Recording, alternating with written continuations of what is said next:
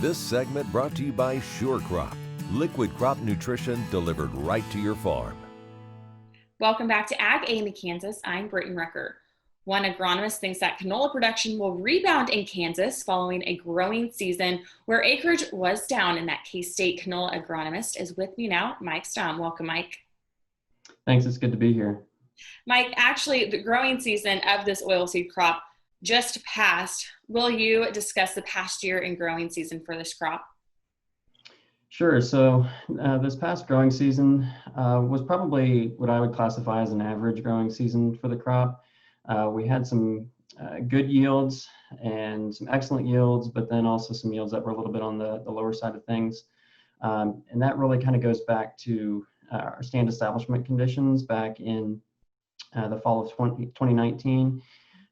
In some places, it was a little bit too dry to be planting canola, and so there wasn't enough soil moisture at the time to establish the crop, and so some producers who planted into dry soils had to wait for a rain, and those rains came too late, and that slowed emergence.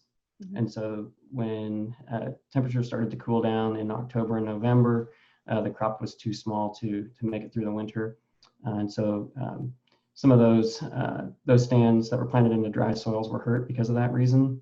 The same holds true for other producers who had to wait for rain to plant, and then it was too wet to plant, and thus they planted late, and then the canola was also too small, and so the cold temperatures that we experienced in October and November then caused the same issues. So we saw a little bit of winter kill in those fields where the canola was small, but where producers were able to get it established on time and in that optimum window, the canola did really well.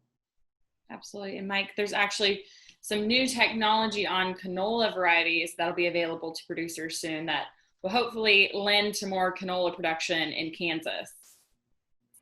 Yeah, we're really excited about those new technologies. One of the technologies that we are currently working on in our breeding program is looking at developing hybrid parent lines that will produce hybrids that are well adapted to the Southern Great Plains.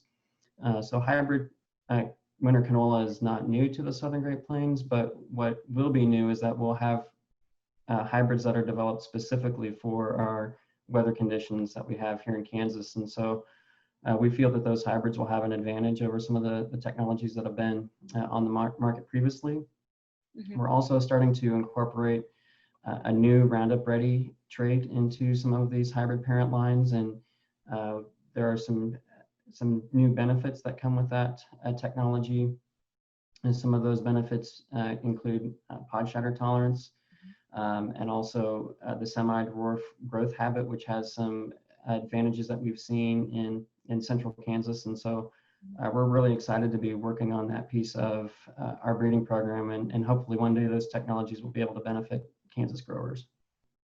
Absolutely. And obviously there's a lot of considerations when it comes to canola in general. There are some actual resources available to producers in selecting variety and information on the 2020 growing season for this crop. Yeah, so if you're looking at growing canola, I definitely recommend getting your hands on variety trial data that we've published through Kansas State. And so if you go to the K-State Agronomy website and go to our crop performance testing page, you can find variety trial results for canola.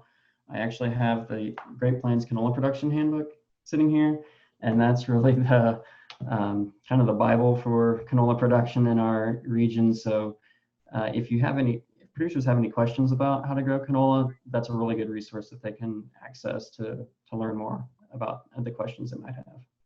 Awesome. Well, Mike, thank you so much for being on the program. I appreciate it. You bet. Thank you for the opportunity.